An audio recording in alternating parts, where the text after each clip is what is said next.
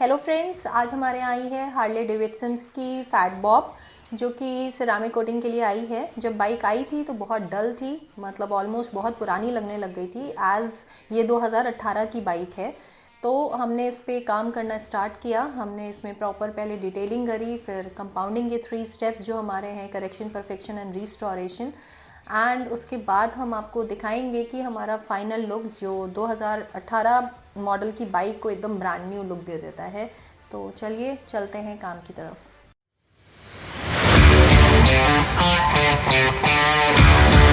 Yeah.